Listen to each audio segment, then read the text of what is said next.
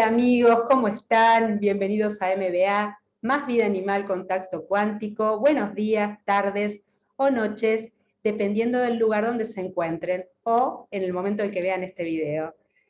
Hoy tenemos el placer, el gusto de recibir a Marcelo Rotella Stanley, quien es artista plástico canalizador, investigador del tema OVNI, terapeuta holístico y experto en exopolítica. También investigador de las ciudades intraterrenas, como es el caso de ERCS. ¿Cómo estás, Marcelo? Bienvenido. Estoy muy bien y agradecido de poder estar y aportar mi granito de arena, como se dice. Bueno, nosotros también agradecidos, un placer tenerte hoy aquí. Contanos, Marcelo, cómo se inicia esta habilidad que es tan distinta del común o del promedio de la gente. ¿En qué momento? Bueno, ahí tengo que retrotraerme un poco a mi infancia. Siempre estuve conectado con este tema, siempre creí, y mi familia siempre le interesó la temática. Así que bueno, yo de chiquito ya viajaba siempre a Capilla del Monte con mi papá, unos primos, teníamos un colectivo que era una especie de motorhome. Así que bueno, y ya habíamos visto ovnis, naves, habíamos tenido experiencias paranormales realmente impresionantes. Y bueno, y después sí, ya me meto de lleno en el tema, en 1983, que en mi ciudad, Santa Fe de la Veracruz, me acuerdo había unos programas de radio y había una federación, en ese tiempo, Federación Argentina de Estudio de Ciencia Extraterrestre, que agrupaba muchos grupos del país y del exterior, inclusive. Y bueno, y éramos unos chicos en esa época que nos sumamos, un grupo de amigos, y bueno, empezamos a formar parte de ese grupo de gente que organizaba conferencias, congresos, siempre. O sea, era algo bastante fuerte para nosotros, pero, o sea, no teníamos miedo, nos gustaba, éramos muy curiosos, muy expeditivos en esa cuestión. Y de a poquito, bueno, yo me acuerdo los primeros viajes siempre era en la estancia de la Aurora, Uruguay, que ha ido con mi mentor, Tomás José Latino, una persona que se conoce, sabe muchísimo del tema, y eran experiencias muy fuertes en la estancia de la Aurora, porque me acuerdo que, bueno, ahí conocimos a mucha gente interesante, Fabio Serpa, don Pedro Romagnù, lo vimos una vez a Neil Armstrong, el astronauta que hizo la Luna, estaba ahí, era muy amigo del dueño de la estancia, el médico Toner, y tenías la ventaja que a la noche se veían cuadrillas o flotillas de ovnis. Así que bueno, y después lo mío empezó, porque empecé a tener fuertes dolores de cabeza, me acuerdo como una especie de clavo que se me enterraban en la cabeza, era un dolor insoportable. Y empecé a ver unas revistas ahí de un gran artista plástico que es uno de los pioneros en el país de este tipo de arte espiritual, Marcelo Edgardo Merranti. Unas revistas muy interesantes. Yo para esa época de dibujar, nada, nada de nada, palotes y nada más que eso. Y me conecté de una manera que, la verdad, como que me cambió la forma, la óptica de cómo ver las cosas. Después pasó el tiempo, pasaron los años, y ahí sí, más o menos años 95, 96, volvió ese dolor, y eso que uno, bueno, hacía meditación, prácticas físicas, pero además se recurría al tema de flores de Bach, y ahí se pudo calmar la cuestión. Y ahí empecé con un ardor en las manos, fuerte, como que me picaban. Yo dije, algo me picó, digo, un bicho, no sé. Y bueno, y después se calmó y sentí unas ganas enormes de dibujar lo que venía. Y empecé. Y ahí empecé y arranqué a dibujar, a dibujar, a dibujar. Y bueno, y había como una vocecita que me decía, tenés que dibujar sobre las personas. Vos ves a alguien, por ejemplo, de los grupos donde vas, y vas a empezar a hacer como símbolos gráficos y le vas a explicar a la persona de qué se trata. Y al resto lo dejas al pensamiento de la persona. Entonces empecé así. Y después, bueno, ya me fui sumergiendo más profundamente. Tuve una experiencia muy fuerte, que fue determinante en mi vida. Yo ya venía ya dibujando y haciendo obras, y tuve en el año, esto fue en el año 2009, resulta que empecé a dudar, como tener un bache espiritual, se podría decir, como de dudar de mí, dudar de las cosas que hacía, de los dibujos, de dónde viene esto, por qué, para qué, cuál es el sentido.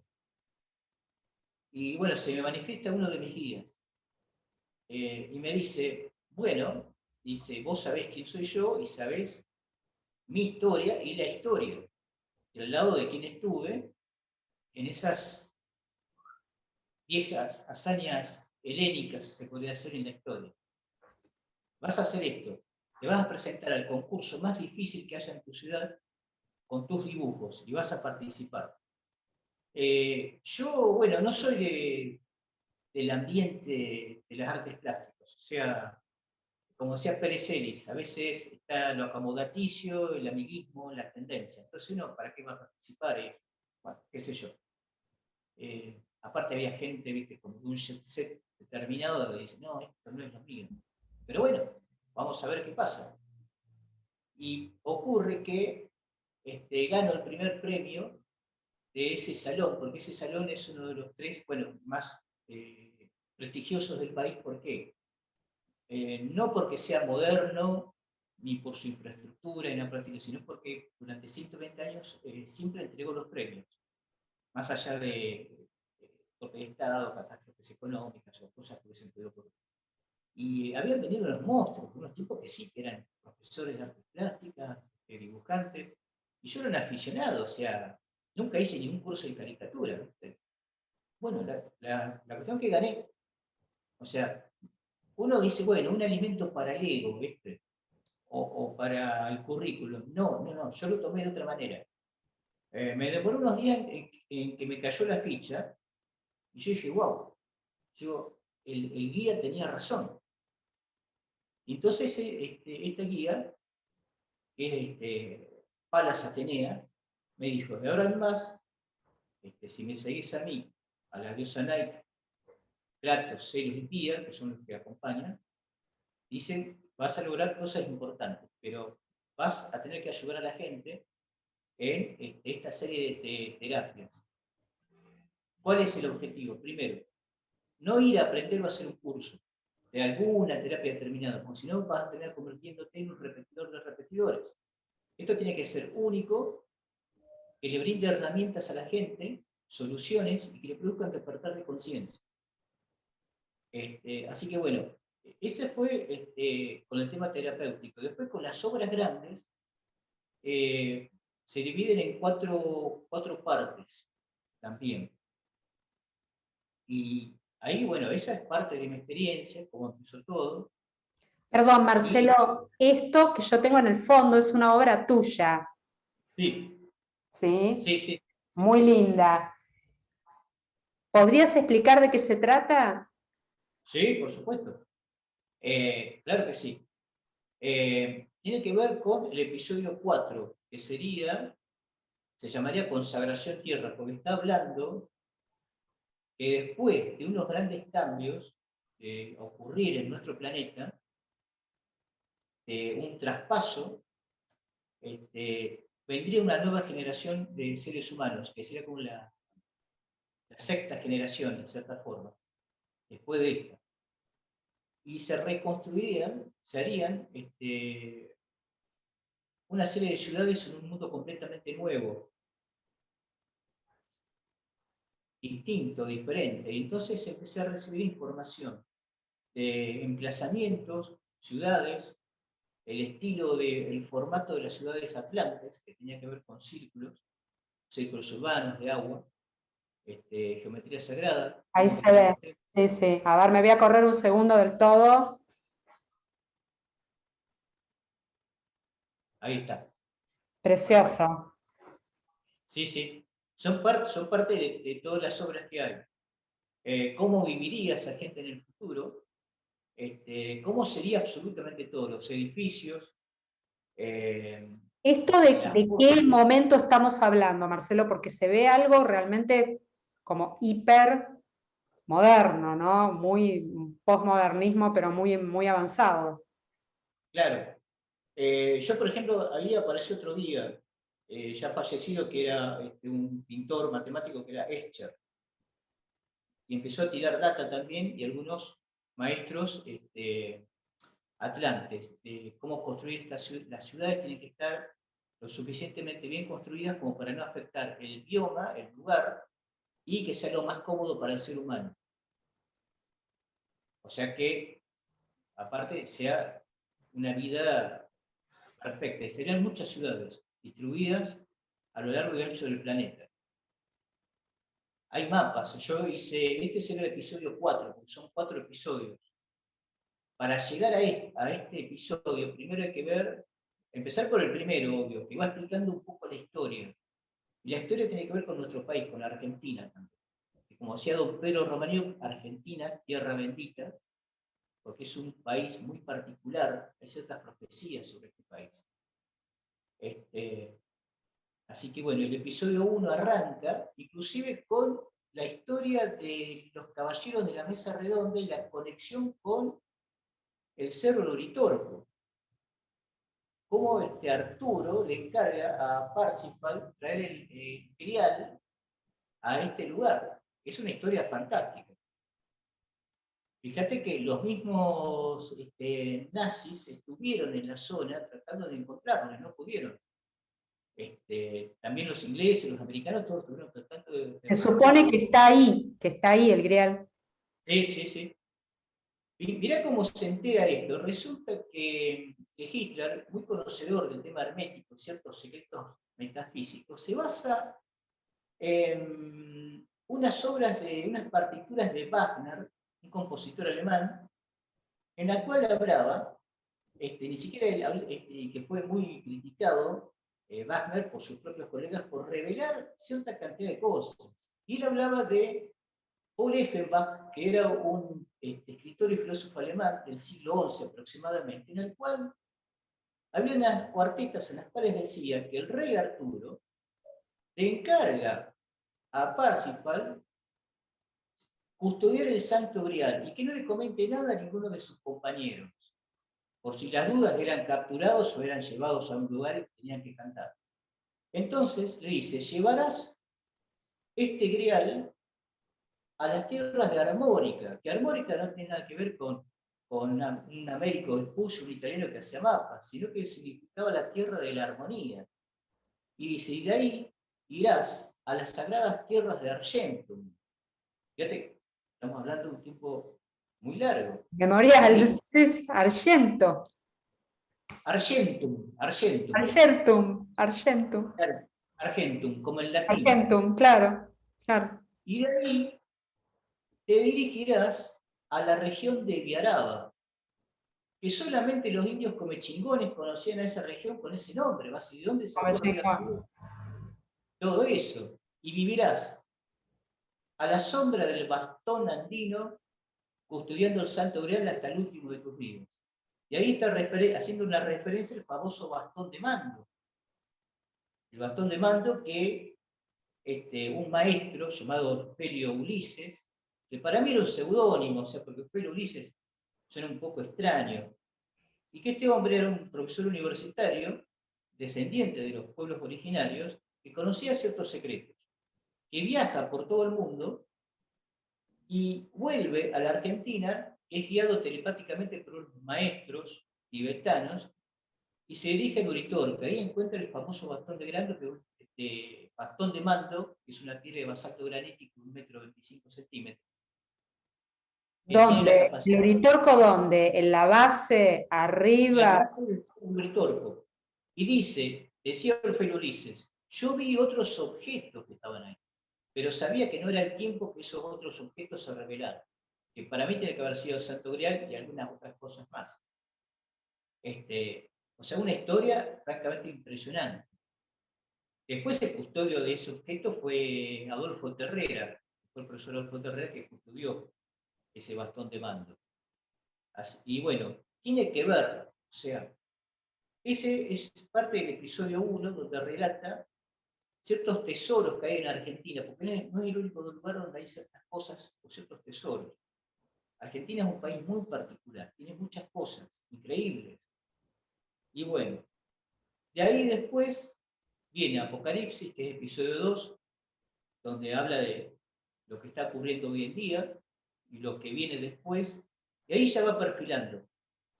Ya va perfilando para el episodio 3, que es limpieza tierra, que es cuando se organiza, se limpia todo.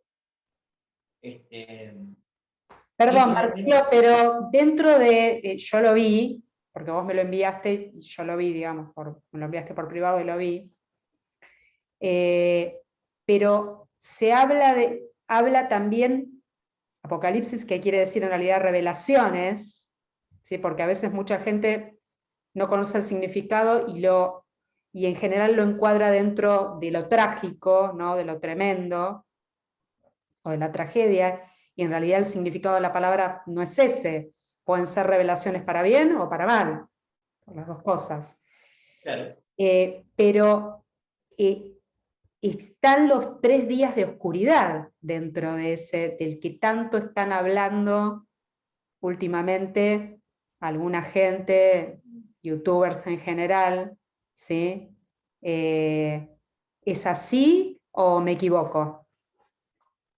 por lo que yo he analizado, y esto queda sujeto después a que la gente saque sus propias conclusiones, está entre cuando se produzca una especie de eclipse, donde está el Sol, el planeta es tan gigante que va a demorar alrededor de 3 o 4 días en pasar, la Luna y la Tierra. Ahí va a estar, ese va a ser el momento de los 3 días de oscuridad, donde hay ciertas profecías, inclusive que tienen que ver, apoyan esto, tienen que ver las profecías de Fátima.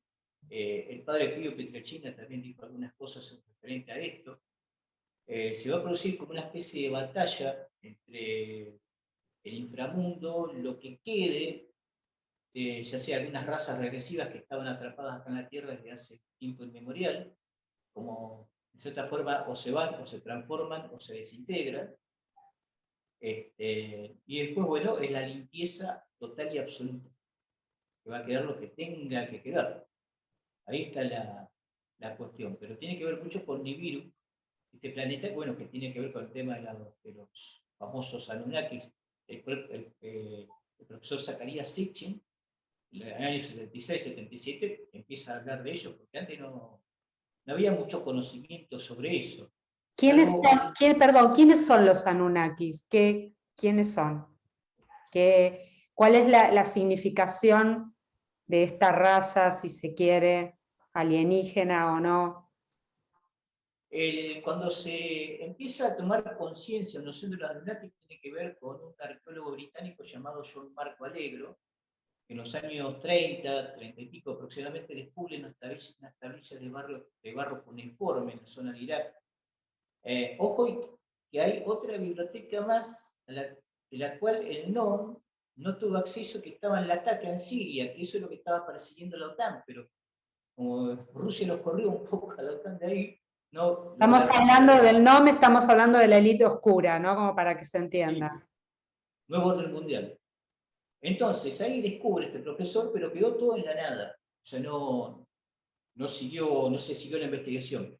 De lo cual empieza a investigar un antropólogo y filósofo ruso llamado Zacarías Sitchin, el cual empieza a escribir un libro sobre ese tema.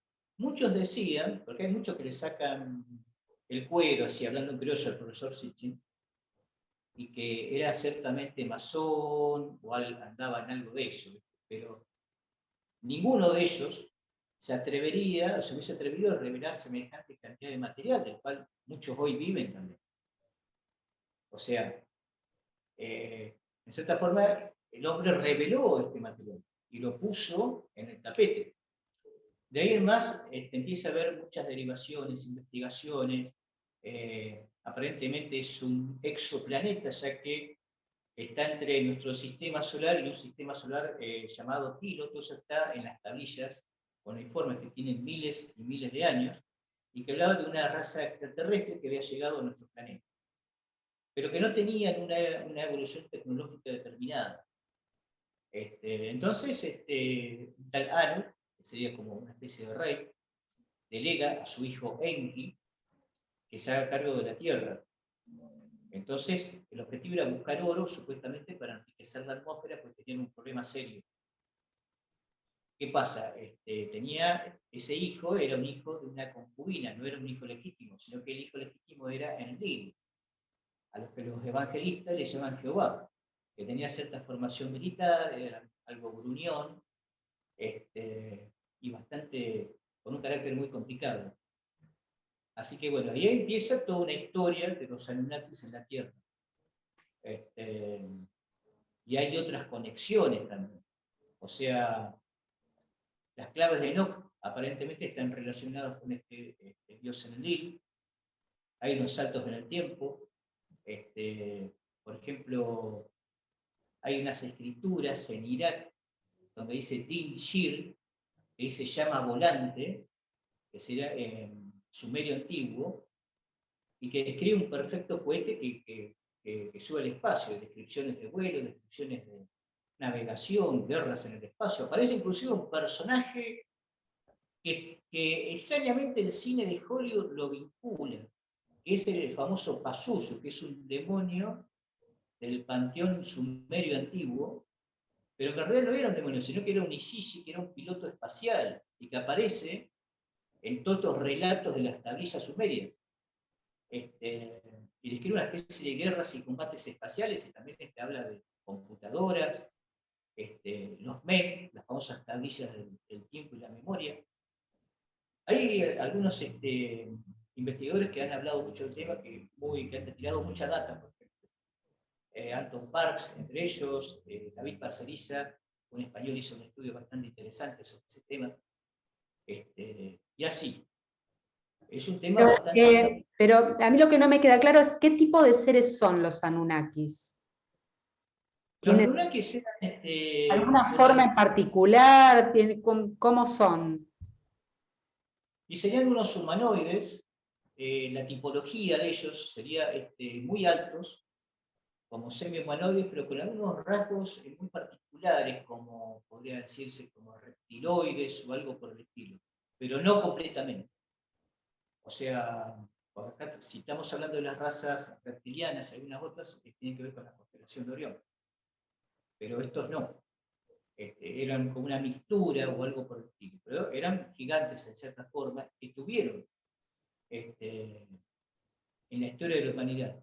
Y hay rastros de ellos, algunos que se lograron descubrir, por ejemplo, como los montes Busegui en Rumania, donde se descubrió tecnología antigua. Se podría decir que estuvieron en la humanidad, pero que aportaron de una forma positiva o negativa a la evolución. En cierta forma aportaron ellos de acuerdo a sus intereses y dejaron un grupo de humanos que eran los más cercanos a ellos, que eran como una especie de servidores, que tienen que ver con grupos de sangre cero negativo, que es una minoría humana, pero está relacionada con ese grupo sanguíneo.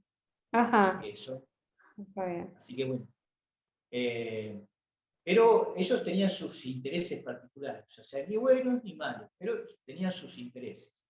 Aunque algunos grupos permanecieron en la Tierra, pero ¿qué pasa? Se encontraron que había otros antes, porque hubo una batalla en el sistema solar hace aproximadamente 1 millón de años, y ahí yo le recomiendo a la gente que busque material de Bárbara Marciniak, Defendiendo Tierra Sagrada, que habla mucho de la historia del universo y de las guerras entre la fuerza y la oscuridad, y va detallando muchas cosas sobre eso que ocurrió. Y estos Anunnakis parece que tuvieron problemas con esos otros anteriores. Muchos hablan que se fueron, pero en realidad no se fueron, sino un pequeño grupo permaneció en la Tierra, y otros grupos más. Hay muchas razas que permanecieron en la Tierra, más allá de los Anunnakis, algunos otros. Que tienen sus lugares, sus cuevas, sus accesos. Y que tienen su forma, sus intereses, o sea, algunos ciertamente negativos, se podría decir. Otros no, pero algunos sí negativos. Así que bueno, pero eso contrasta también con bases que tiene que ver con la famosa Federación de Luz del Espacio. No hay mucha información, recomiendo también el tema del comando STAR, Sixto Paz Welch habla mucho de eso. Y qué bueno, obviamente, esta Federación de Luz está haciendo lo posible para que la humanidad logre dar ese gran salto que se espera que dé. Los otros no, tiran hacia atrás. Y bueno, hablando justo del nombre, orden mundial, o sea, usan ciertos lugares, portales dimensionales, para abrir puertas hacia abajo, o hacia el inframundo. Uno de esos es el acelerador de hadrones, que está entre Francia y Suiza, que es el CERN, que no está para estudiar micropartículas, sino que está para abrir portales. Así que bueno, es muy, muy amplio. Fíjate cómo se va diversificando todo,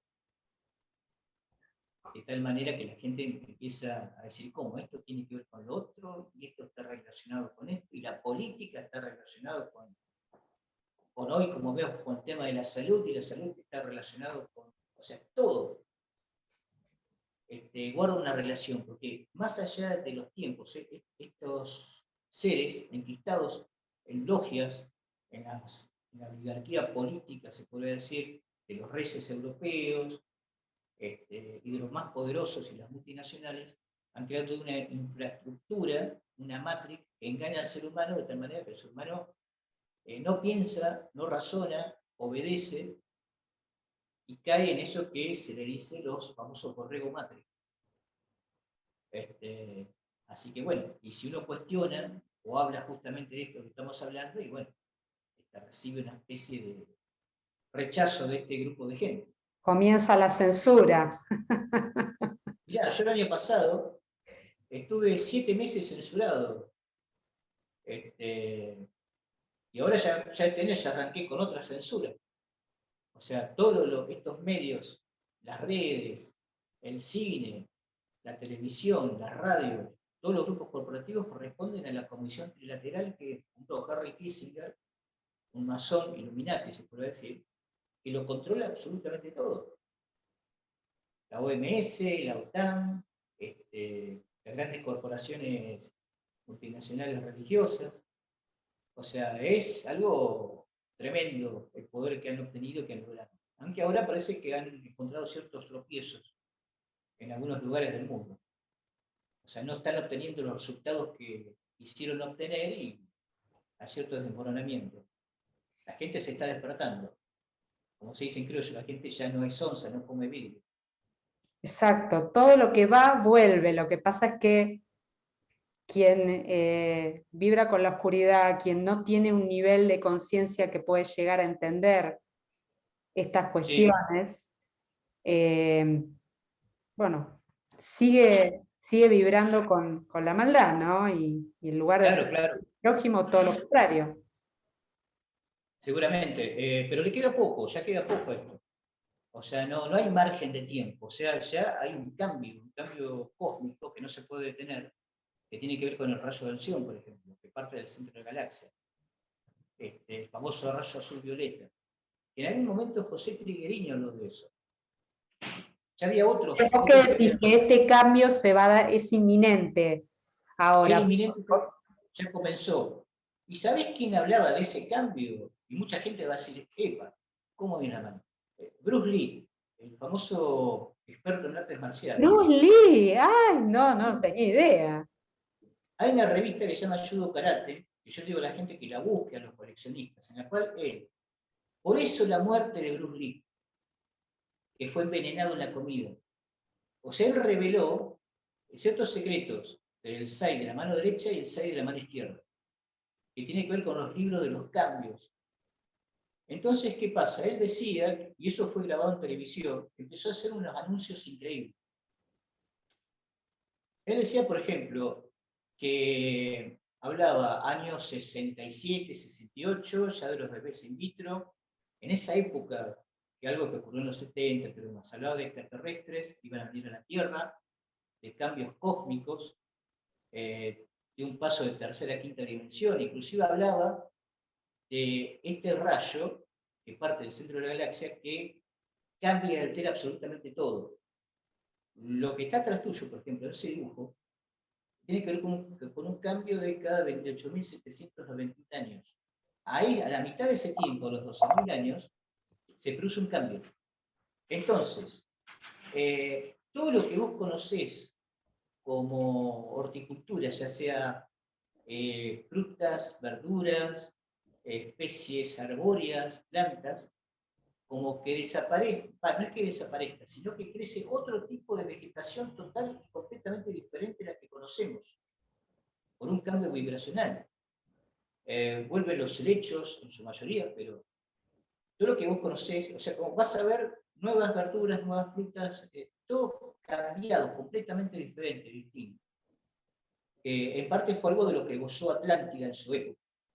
O sea, cambia absolutamente todo.